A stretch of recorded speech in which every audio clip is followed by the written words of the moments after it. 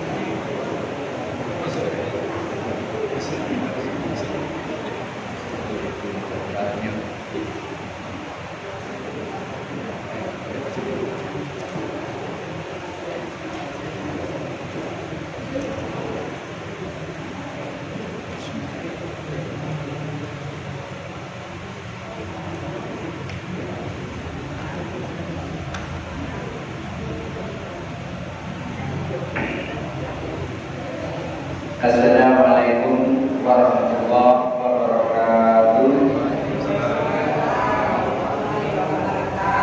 Innal hamdalillah wassalatu wassalamu ala rasulillah wa ala alihi wa ashabihi wa mawala. La haula wa la quwwata illa billah. Rabbi shrah li sadri wa yassir li amri wa hlul 'uqdatam min lisani yafqahu qawli. Bapak Ibu hadirin jamaah sholat maghrib isya Masjid As-Salam Kelurahan Nabi Atas Kecamatan Kota Baru yang dirahmati Allah. Kali ini kita akan mengkaji tentang ilmu tauhid. Kajian ilmu tauhid kita ini adalah tentang kitab yang disusun oleh Imam Baiquni, namanya Tuhfatul Murid ala Jawahir Tauhid. Di sini telah ditelaah, telah dibaca berkali-kali oleh Syekh Imam, kemudian dikasih tanda-tanda bacanya supaya kita lebih mudah untuk memahami apa yang dimaksud oleh Imam Baiquni. Dan Imam Baiquni sudah berusaha semaksimal mungkin untuk menjelaskan apa yang telah disampaikan oleh Shahibul Kitab, oleh pengarangnya atau oleh musannifnya, yaitu Syekh Ibrahim Al-Laqani di dalam kitab Jawahir Tauhidnya. Sebelumnya, mari kita sama-sama memohon kepada Allah barokah dari karya Syekh Al-Imam Al-Bayyuni, karena beliau yang mencurahkan segala kemampuannya untuk memampukan kita terhadap keesaan Allah Subhanahu wa Ta'ala melalui syaratnya dari karya dan budaya melakoni. Untuk itu kita mohon kepada Allah dan kita sama-sama mengirimkan ujian Fatihah kepada Al-Imam Bayyuni. Al-Fatihah.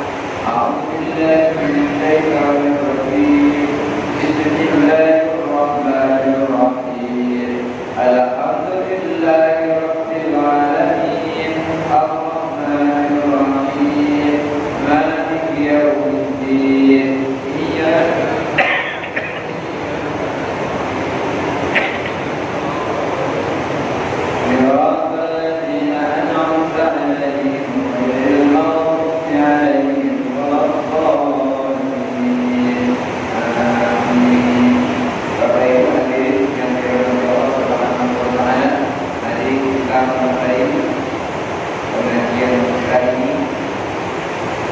saya ingin menyampaikan dari mukadimah ini disampaikan oleh Syekh Ali Imam, di mana beliau yang mendapat sanad sampai ke Imam Bayyuni, kemudian beliau memberikan sanadnya lagi kepada kita yang mau mempelajari kitab ini dengan sungguh-sungguh. Karena kalau kita mempelajari kitab ini maka kita tidak akan kesulitan untuk melakukan ibadah kita kepada Allah.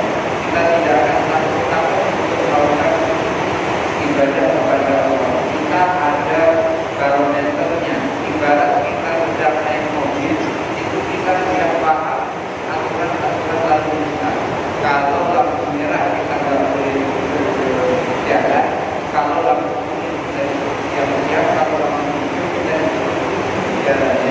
Ibaratnya itu kalau kita mengetahui ilmu ini. Oleh karena itu, orang yang paling mudah untuk beramal adalah orang yang punya ilmu.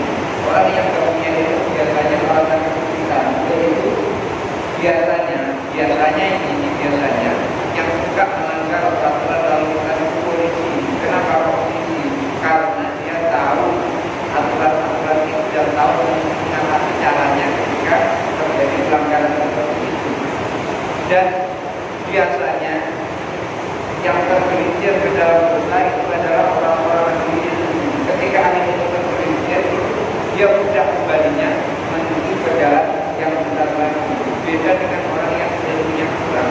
Kalau sudah tergelincir itu lama sekali kembali ke jalan yang benar.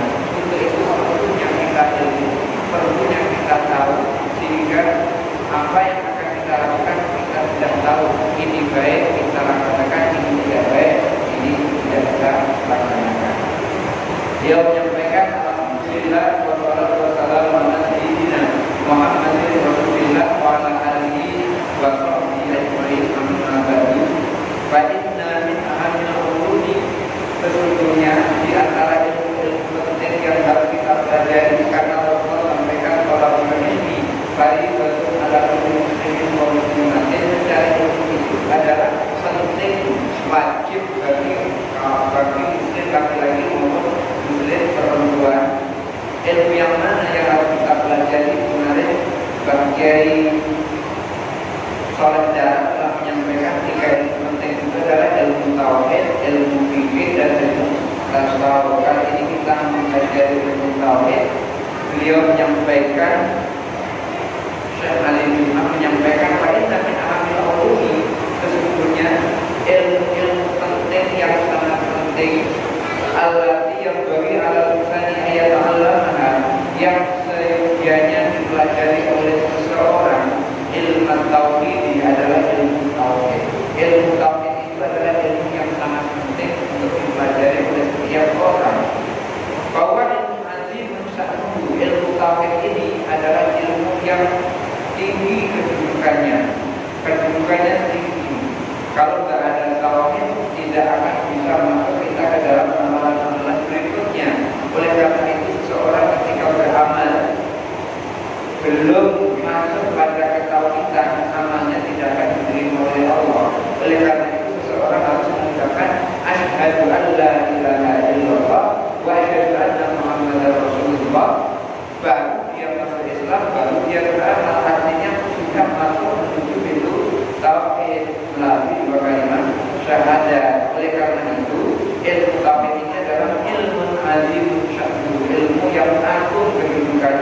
Jadi dulu nilainya tinggi, aku kemudiannya nilainya tinggi. Apa yang mengkawin itu? Doa itu ahamna qadha yang urusannya ala hadil ilmu. Ilmu kamu itu adalah ilmu untuk membimbing kebutuhan manusia di muka bumi ini. Kita ini di muka bumi ini banyak sekali kebutuhan kita, Bapak Ibu. Untuk itu kebutuhan kita perlu ada bimbingan. Apa kebutuhan kita di muka bumi ini? Ada 3 kebutuhan kita di muka bumi ini. Yang pertama, qadhiyatul uluhiyyati. Kepentingan yang pertama itu adalah kebutuhan yang berkaitan dengan uluhiyah. Bagaimana kita menyembah kepada Allah. Wa qadhiyatul risalati, yang kedua adalah kebutuhan risalah. Bagaimana kita melaksanakan risalah yang Allah berikan kepada Rasulullah Shallallahu Alaihi Wasallam. Wa qadhiyatul jazaa'i, kemudian yang ketiga yang penting itu adalah kebutuhan balasan. Kita ini semuanya perlu dengan balasan, karena balasan itu adalah hasil dari perbuatan kita. Karena rata-rata kita ini Bapak Ibu biasanya lebih senang mendapat apa yang kita usahakan. Biasanya kita itu lebih senang mendapat apa yang kita usahakan. Bapak bekerja kemudian terdapat gaji, senang gitu. Tidak kerja kemudian terdapat, itu biasanya berpikir-pikir. Bapak lebih senang mana Pak? Punya anak hasil karya sendiri atau punya anak hasil karya orang? Hasil karya sendiri. Iya, lebih senang punya anak hasil karya sendiri. Itu ganjarannya, balasannya. Setelah kita bekerja, lalu dikasih ganjaran dari Allah seorang anak. Ya walaupun sebetulnya begitu nikah langsung dapat anak dibawa oleh istri juga enak juga. Cuman lebih enak lagi kalau itu adalah hasil karya sendiri. Oleh karena itu qadhiyatul jazaa, kepentingan atau kebutuhan balasan itu sangat penting. Di mana kebutuhan balasan itu fil yaumil akhir, di hari akhirat nanti. Bapak Ibu hadirin yang dirahmati Allah, di hari akhirat nanti kita perlu balasan. Oleh karena itu sekarang kita beribadah. Kenapa? Karena kita memohon balasan kepada Allah dari ibadah kita. Kalau kita tidak ibadah, bagaimana kita mendapat balasan? Tapi Bapak Ibu tidak usah khawatir. Untuk selamat itu kuncinya cuma 2. Pegang modalnya, kemudian laksanakan untungnya itu saja. Pegang modalnya yang pertama, kata Imam Ghazali, pegang modalnya. Yang kedua, ambil untungnya. Modal pegang, untung ambil. Apa modalnya itu? Modalnya itu adalah menjalankan perintah wajib. Al-faraidu rasul mali. Perintah-perintah yang wajib itu adalah modal. Modal dagang. Diperintahkan sholat subuh, kita sholat subuh. Zuhur, kita sholat zuhur. Asar, kita sholat asar. Maghrib, kita sholat maghrib. Isya, kita sholat isya. Selesai soal kita sholat. Aman mudah. Diperintahkan puasa di bulan Ramadan, kita puasa. Aman mudah. Ketika kita diberi duit oleh Allah, diberi harta oleh Allah cukup, haul dan nisabnya, kemudian sudah sampai haulnya kita bayarkan zakat itu, modal aman. Ketika kita diberi kesempatan oleh Allah untuk menunaikan ibadah haji, kita berangkat menunaikan ibadah haji, modal aman. Ketika kita sholat sudah, zakat sudah, puasa sudah, haji sudah, selesai berarti modalnya sudah aman. Yang penting kita selesaikan modal ini, maka akan aman. Salamatun minal muhlikati. Orang itu akan selamat dari hal-hal yang celaka. Dia tidak akan mendapat kecelakaan, tapi belum untung. Lalu apa keuntungannya? Keuntungannya adalah as-sunnatu ridwa'un. Perkara-perkara sunnah itu adalah untungnya, pahalanya. Kalau kita sudah memegang modalnya, lalu mengambil pahalanya, maka disinilah nanti kita akan melimpah ruah balasan kita di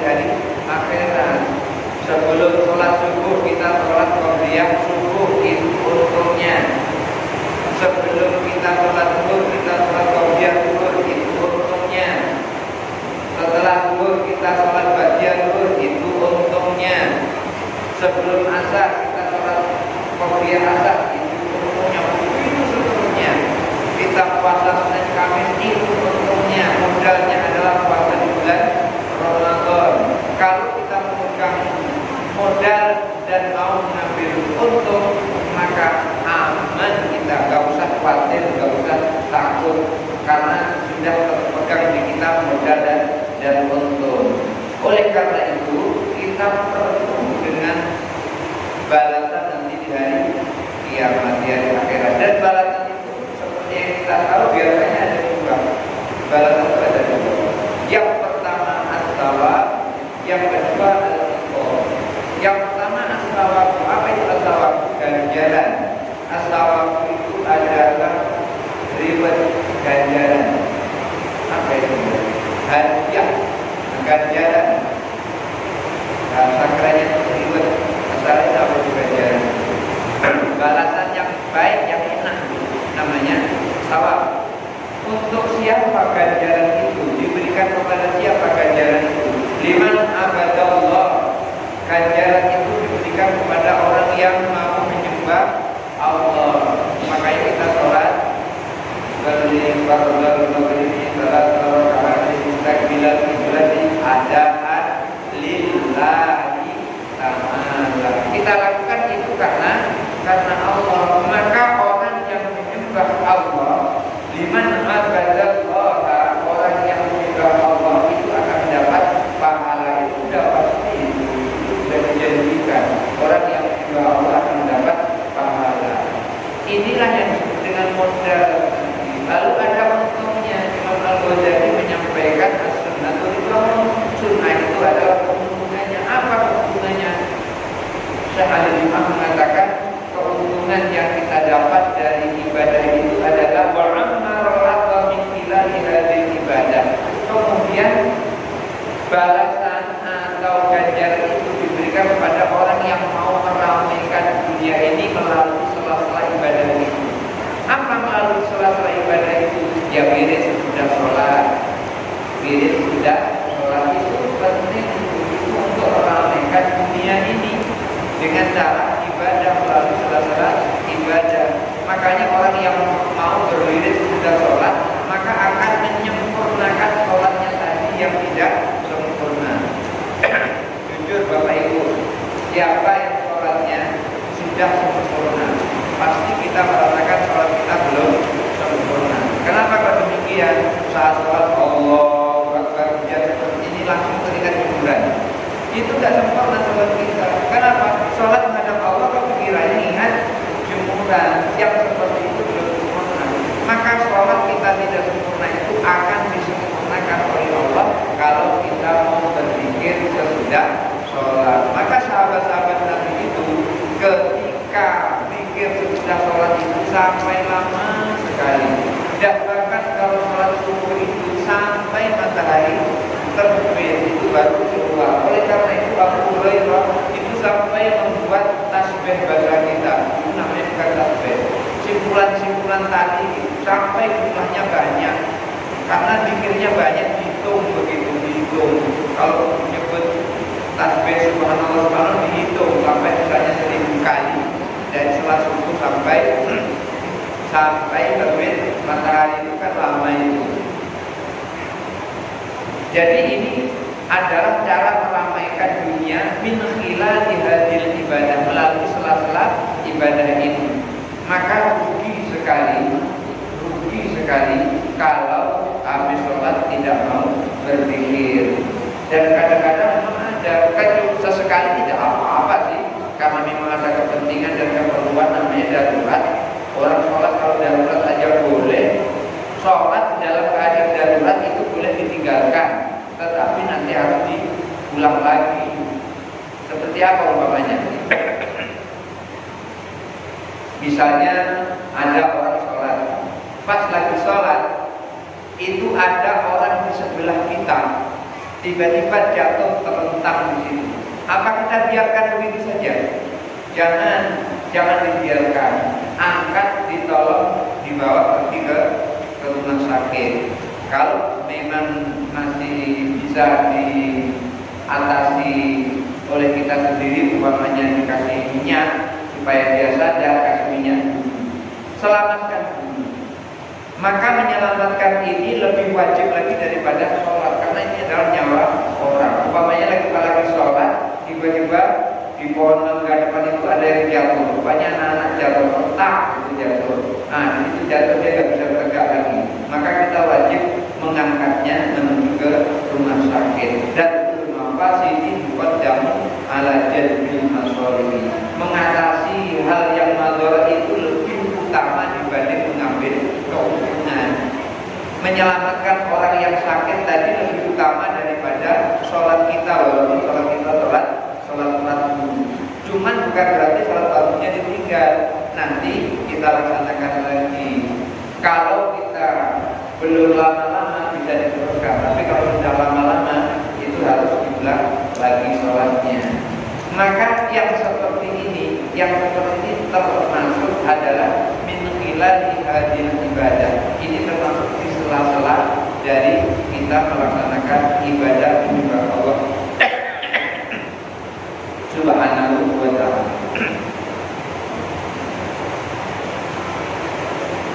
Jadi pahala itu diberikan kepada orang yang mau menyembah Allah dan meramaikan bumi ini di sela-sela ibadah kita kepada Allah, zikir, baca Al-Quran dan lain-lain.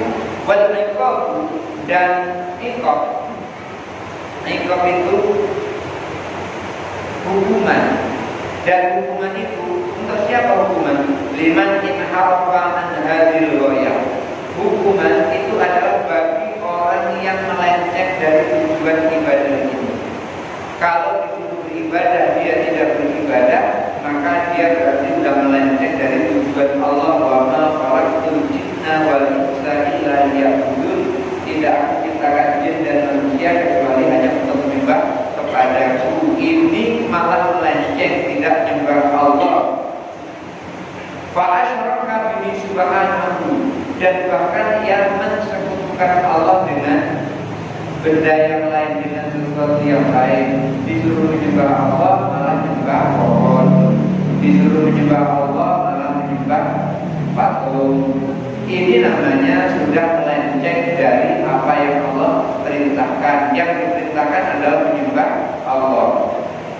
Innani anallahu la ilaha illa ana fa'budni. Aku ini adalah Allah, tidak ada Tuhan selain aku, maka sembahlah aku. Kita diperintahkan oleh Allah untuk menyembah Allah. Ini malah disebutkan dengan sesuatu bahwa adalah dunia syirki, di mana Allah itu sangat tidak perlu dengan persekutuan, karena Allah itu maha mampu melakukan dirinya sendiri. Allah bikin gunung nggak pernah juga ajak iuran untuk rumput tanah, nggak pernah. Allah bikin laut nggak pernah. Allah nyewa PT bulldozer untuk taruh tanah supaya di laut, nggak pernah. Allah itu tidak arada syai'an ayyakula lahu kun fayakun. Allah itu kalau mengendaki sesuatu mengatakan kun fayakun. Maka Allah tidak perlu dengan persekutuan. Lalu kepada siapa lagi balasan itu? Kepada siapa lagi hukuman itu? Wa afsada fil ardi bighairil haqq. Hukuman itu adalah bagi orang yang membuat kerusakan di muka bumi ini tanpa alasan yang jelas. Gawenya pokoknya kalau nggak ribut nggak senang. Yang seperti ini akan mendapat hukuman dari Allah. Karena perbuatannya itu gawenya membuat kerusakan. Kalau nggak orang ribut nggak senang, fasad babalil insani wal insani istaqa'a, sehingga perbuatannya ini menyebabkan manusia pun kemanusiaan menjadi sengsara, menjadi bingung orang, menjadi susah, menjadi sengsara. Karena apa? Membuat kerusakan di muka bumi ini, membuat huru-hara terus, membuat teman-teman ucapan-ucapan yang membingungkan orang, yang membuat orang yang yakin menjadi ragu-ragu. Ini yang orang membuat kerusakan di muka bumi yang seperti ini. Dengan apa membuat kerusakan di muka bumi ini yang membuat orang sengsara itu? marrotan bistikmari dhori bin jahmafi, kadang-kadang membuat kerusakannya itu dengan menanamkan orang yang dolim yang tidak adil. Orang dolim tidak adil. Bapak Ibu, kalau kita punya pemimpin dolim tidak adil, pasti kita susahkan. Seorang pemimpin dolim tidak adil, yang namanya dolim tidak adil. Ada pemimpin dolim dan adil?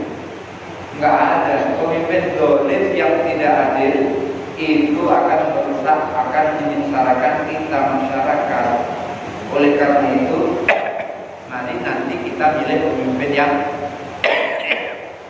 yang adil.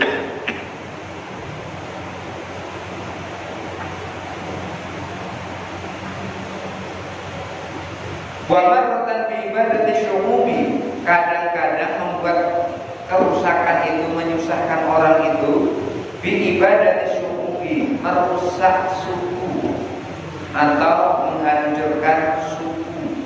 Suku itu dihancurkan atau bangsa itu dihancurkan. Apa alasannya? Beda wal mudunyati wal madoroti. Alasannya adalah karena peradaban dan kebudayaan yang tidak cocok dengan dirinya, kemudian terus dianggap salah lalu dihancurkan. Wa marratan fi muhakimin taftisi, kadang-kadang juga melalui cara menjustis atau menghukumi agama sesat atau kesesatan beragama lantaran adanya ajaran-ajaran sesat.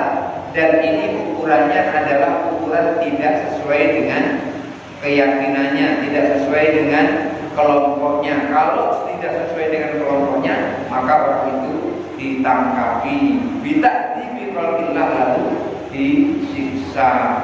Ini sudah terjadi puluhan tahun yang lalu. Wa marratan bitahan, kadang-kadang membuat orang susah itu dengan cara menciptakan huru-hara, dibuat ribut. Wa syu'uri zina wal khana, dan juga disebarkan berita-berita tentang zina, penuduhan-penuduhan zina. Kan terjadi juga di tempat kita, kan ulama kita tidak melakukan perbuatan maksiat kemudian difitnah jadi berbuat maksiat. Kan ada yang seperti itu. Wal khana, dan juga dituduh berkhianat padahal tidak melakukan pengkhianatan, kemudian dituduh khianat. Wa marratan bitafarruqil unsuriyati, kadang-kadang juga melalui membuat susah itu melalui perpecah belahan, memecah belah ras, suku, antara suku yang satu dengan suku yang lain diadu supaya ribut. Ini semuanya adalah watakabur ala alamin ma'anifakin mutasirin fi nafsi. Ini semua dilakukan karena ia melakukan perbuatan yang berlebih-lebihan di muka bumi ini dengan kemunafikan yang ada pada dirinya. Oleh karena itu Allah ingatkan di dalam surah Al-Imran ayat 167, A'udzubillahi minasyaitonirrajim, yaquluna bi afwahihim ma laisa fi qulubihim. Orang munafik itu mereka bicara di mulutnya, walaisa fi qulubihim, yang diucapkan di mulutnya tidak ada di dalam hatinya. Mereka rajin baca Al-Quran, Al-Qurannya fasih, tapi fasihnya cuma di mulut, tidak tembus kepada hatinya, nggak nyampe ke kerongkongan, apalagi ke hati, cuma di mulut.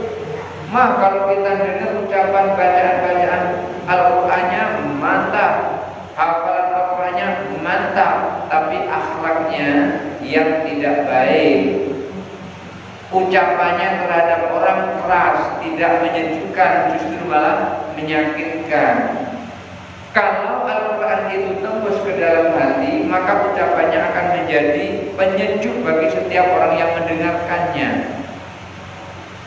Kalau ucapannya itu menyejukkan kepada setiap orang yang mendengarkannya, artinya bacaan Al-Qurannya itu tembus sampai kepada dadanya, sampai kepada hatinya. Orang-orang yang munafik seperti ini bukan tidak bisa membaca Al-Quran, Al-Qurannya bagus, didengarnya enak, tapi ketika dia ngomong hanya membuat orang salah tuh, hanya untuk ini salah, kamu kafir, kamu syirik, kamu khurafat. Itu saja yang disebutnya kamu bid'ah, itu yang disebutnya. Ini bukti bahwasanya Al-Qur'annya bagus tapi tidak tembus ke dalam hati. Coba kita perhatikan ulama salaf yang mana yang mau mengkafir-kafirkan orang lain. Tidak pernah terjadi. Rasulullah juga tidak pernah terjadi menuduh orang yang dilihatnya seperti itu langsung dengan kekafiran. Tidak pernah. Dan bahkan dulu pernah Umar bin Khattab itu hampir menyabut pedangnya. Kenapa? Karena ketidaksopanan orang itu di hadapan Rasulullah. Ketika Rasulullah itu menerima harta rampasan, memperoleh harta rampasan, itu kan ada di surah Al-Anfal kan, ayat pertama, yas'alunaka 'anil anfal. Ada kan itu? Di mana surah Al-Anfal itu, itulah satu-satunya surah yang tidak diawali dengan bismillah. Enggak ada kan bismillah? Bapak Ibu pernah melihat surah Al-Anfal ada bismillah? Enggak ada? Enggak ada. Yang lain ada diawali dengan bismillah. Yang ini tidak diawali dengan bismillah. Kenapa? Surah Al-Anfal itu adalah surah perang. Di mana perang itu, di mana-mana perang itu tidak ada namanya kasih sayang, nggak ada. Namanya perang nggak ada kasih sayang, nggak ada. Kalau ada kasih sayang nggak jadi perang, nggak ada. Misalnya lagi perang, nggak dapat yang musuh, maaf ya izinin mbak, dor, kan nggak ada itu kan, nggak ada. Namanya perang ya langsung plak plak plak plak gitu, namanya perang kan. Sudah ditembak dor, gimana sakit ya? Nggak ada yang seperti itu. Nggak ada. Namanya perang itu pasti keras-kerasan. Oleh karena itu surah Al-Anfal tidak diawali dengan Bismillahirrahmanirrahim. Itu adalah kasih sayang Allah. Ketika Rasulullah memperoleh harta rampasan itu, orang yang imannya sudah kuat menurut Rasulullah itu dibaginya sedikit. Kalau imannya itu menengah, dibaginya menengah. Kalau imannya itu masih lemah, dibaginya banyak oleh Rasulullah. Begitu cara Rasulullah membagi. Ini ada orang yang kalau sekarang itu bahasanya barangkali celananya gantung, cingkrang gitu, RCTI, rombongan celana tinggi. Itu tiba-tiba langsung menghadap Rasulullah. Ini ya Muhammad, wahai Muhammad, kamu adalah kalau bagi harta rampasan itu. Mendengar kata-kata itu, Umar bin Khattab langsung mau mencabut pedangnya, terus dicegah oleh Rasulullah. Apa kata Rasulullah kepada Umar? Umar itu juga masih punya syahadat, masih punya tauhid seperti kita. Tidak langsung menunjuk kamu kafir, kamu khurafat, kamu bidah, tidak. Tetapi justru selama dia masih mengucapkan asyhadu an la ilaha illallah wa asyhadu anna muhammadar rasulullah, itu masih pada koridor Islam, itu masih saudara kita. Innamal mu'minuna ikhwatun, sesungguhnya orang mukmin itu adalah bersaudara. Tidak ada ulama-ulama salaf akhlaknya semuanya bagus. Yang kolak inilah yang kadang-kadang berlebihan.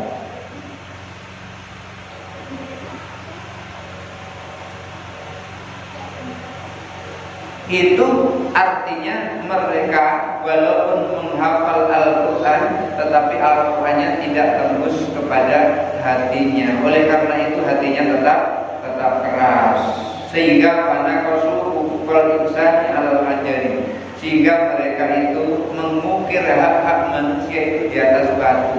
Artinya kuat sekali, tidak bisa berubah itu. Sekali ia tentukan, bunyinya adalah pokoknya. Nah, kalau pokoknya tidak bisa berubah itu. Pokoknya tidak bisa berubah.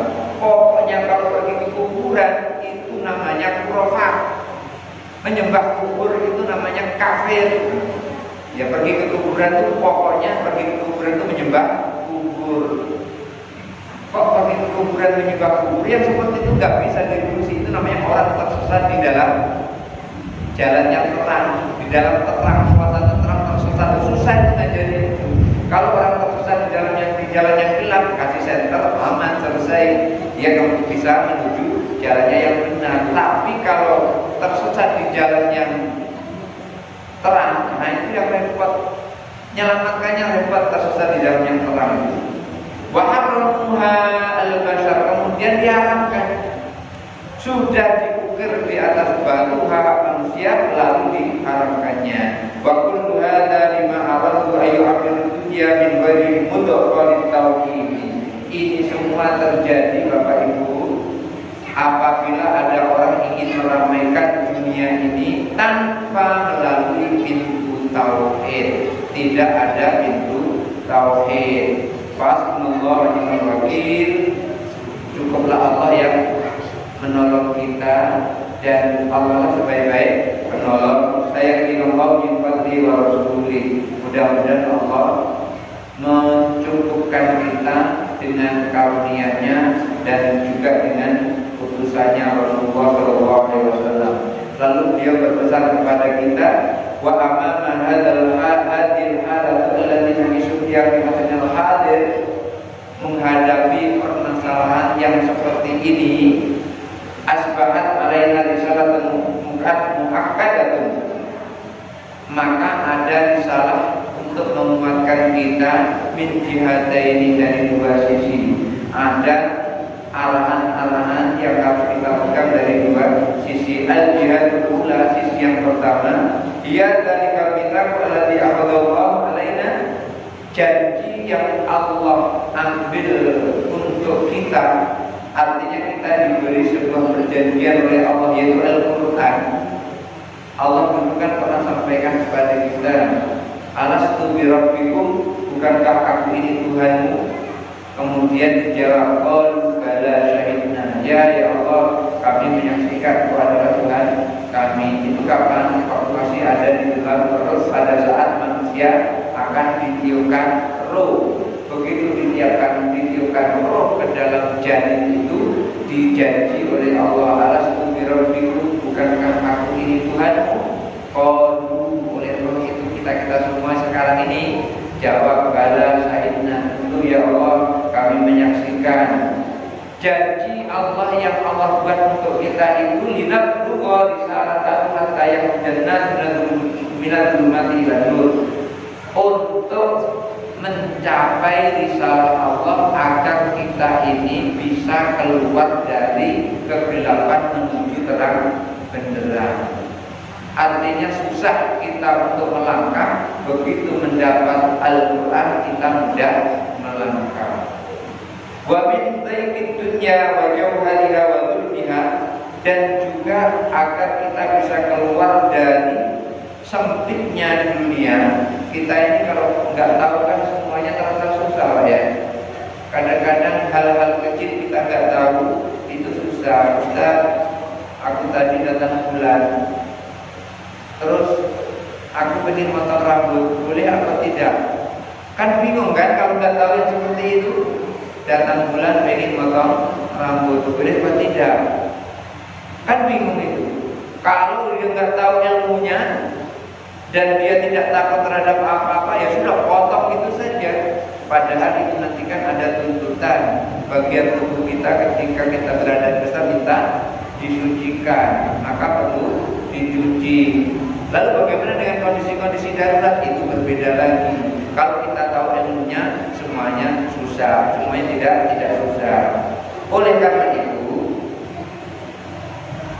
Allah akan mengeluarkan dari kesempitan dunia ini wajahnya dan permatanya, keindahannya. Kadang-kadang kita terpesona dengan isi dunia ini, wadulmiha, dan kegelapannya, ila adli syariati, menuju kepada syariat yang adil, syariat yang seimbang. Artinya antara boleh dan gak boleh itu jelas. Wasamatiha, dan juga keleluasaan syariat, kelapangan syariat, warahmatiha, dan juga rahmatnya syariat. Oleh karena itu ketika kita mengetahui syariat, maka kita akan mudah mendapatkan rahmatnya syariat. Yang kedua, al-jihad-tsani, sisi yang kedua, dia istilahul kufari ala mahali dia dan alami. Yang kedua, kita disuruh hati-hati terhadap penguasaan orang yang zalim, orang yang kafir di tempat-tempat strategis kepemimpinan dunia ini. Wali kota, gubernur, presiden, kita disuruh berhati-hati, Oleh karena itu beliau menyampaikan wakana yang bagilahu ayu ta'akhkhar. Kalau yang akan kita pilih itu adalah pemimpin yang tidak beriman kepada Allah, kafir, maka kita mestinya jangan mengedepankan dia, belakangkan saja. Artinya nggak usah terlalu banyak ditoleh, sedikit aja noleh. Lalu siapa yang harus banyak kita toleh? Wa ayyataqaddama man yamlakuha rahmatan wa nuran. Yang perlu kita konsentrasikan adalah pemimpin, di mana pemimpin itu mau mengisi dunia ini dengan rahmat, mau mengisi dunia ini dengan cahaya. Kenapa kok pemimpin itu mau, yang akan kita pilih itu yang mau mengisi dunia ini dengan rahmat, dengan cahaya? Karena rahmat dan cahaya yang kita peroleh itu sangat penting. Untuk apa? Lihat pada insan ini. Kalau kita punya pemimpin yang mau meramaikan dunia ini dengan cahaya, meramaikan dunia ini dengan rahmat, tidak mudah menyalah-nyalahkan, tidak membuat aturan yang menyulitkan, maka nanti itu akan menjadikan manusia bisa bahagia. Fiddaraini, di dua tempat. Mana itu? Dunia wal akhir. Di dunia bahagia, di akhirat bahagia. Bukankah kita sering berdoa, Rabbana atina fid dunya hasanah wa fil akhirati hasanah wa qina adzabannar. Maunya kita bahagia di dunia, bahagia di akhirat. Bahagia di dunia itu unsurnya banyak. Di antara unsur yang paling menentukan itu adalah pemimpin kita. Kalau pemimpin kita itu mengayomi kita, membuat kita bahagia, maka kita menjadi bahagia. Kalau pemimpin kita ini mengayomi kita. Untuk mendapatkan pemimpin yang mengayomi kita atau tidak mengayomi kita, itu juga tergantung pada kita. Karena kita yang memilih. Untuk itu jangan korbankan duit 200.000 untuk kebahagiaan kita. Kita pilihlah pemimpin yang betul-betul amanah. Karena seorang pemimpin itu ketika dia dipilih, sesungguhnya malam harinya dia menangis. Kenapa? Karena dia sedang memegang amanah. Coba Umar bin Khattab ketika dipilih jadi pemimpin, dia menangis. Kenapa? Karena itu adalah amanah, bukan rezeki tetapi amanah. Amanah itu dipikul, tangan kaki kiri, kaki kanan di dunia, kaki kanan di dunia, kaki kiri di akhirat, kaki kanan di surga, kaki kiri di neraka. Kalau salah-salah bisa terselesai. Oleh karena itu kita nanti memilih yang mau mengisi dunia dengan rahmat dan cahaya. Waliyajidahu Allahu haitsuma amarahu wa la haitsuma nahahu. Dan juga pemimpin, sehingga ketika pemimpin yang kita pilih itu adalah pemimpin yang beriman pada Allah Subhanahu wa taala, sehingga yang didapati dari Allah Subhanahu wa taala, Allah didapati dengan segala perintahnya. La haitsuma amarahu, bukan dari segi larangannya. Nah, kita ini sekarang kan sering mendengar di YouTube itu, ini nggak boleh, ini nggak boleh, ini nggak boleh, ini nggak boleh. Padahal boleh-boleh saja dulu. Yang seperti ini yang bikin susah itu. Dulu boleh-boleh saja. Ulama-ulama dulu membolehkan. Ulama sekarang kemudian tidak bolehkan. Yang di sini yang dikehendaki di dalam tauhid ini. Kalau kita mengetahui tauhid ini, maka kita akan mudah untuk memahami ibadah kita. Apa juga? Nah, sudah selesai sampai di situ. Sudah waktunya kita sholat isya. Ini baru muqaddimah yang disampaikan oleh Syekh Ali bin Muhammad Syafi'i. Beliau adalah mufti Mesir. beliau telah mempelajari kitab ini, berkali-kali, berulang-ulang. Kemudian beliau memberikan tanda-tanda baca di situ untuk memudahkan kita memahami. Lalu beliau menyampaikan kepada kita, ini diijazahkan sanadnya oleh beliau dari gurunya yang sebelumnya beliau belajar kepada gurunya sampai Imam Baiquni yang memiliki kitab ini. Kemudian beliau menyampaikan, ajastu, aku ijazahkan kitab ini kepada orang yang benar-benar mempelajarinya. Artinya kita belajar kitab ini adalah bersanad karena beliau telah menyampaikan sanadnya kepada setiap orang yang mau mempelajari ini. Artinya kita tahu ini adalah perantara dari Syekh Ali bin Muhammad Syafi'i. Dia adalah seorang guru besar di Universitas Al-Azhar Kairo, dan dia termasuk seorang yang mufti Mesir, orang yang memberikan fatwa di negeri Mesir. Mudah-mudahan ilmu beliau yang memudahkan kita mempelajari kitabnya Imam Baiquni dalam Sifatul Murid ala Jawahir Kawin ini mudah-mudahan bermanfaat untuk kita semua, dan beliau juga memohon kepada kita untuk mendoakannya, mudah-mudahan ini menjadi kebaikannya di hari kiamat nanti. Wallahu muwaffiq ila aqwamit thoriq. Wassalamualaikum warahmatullahi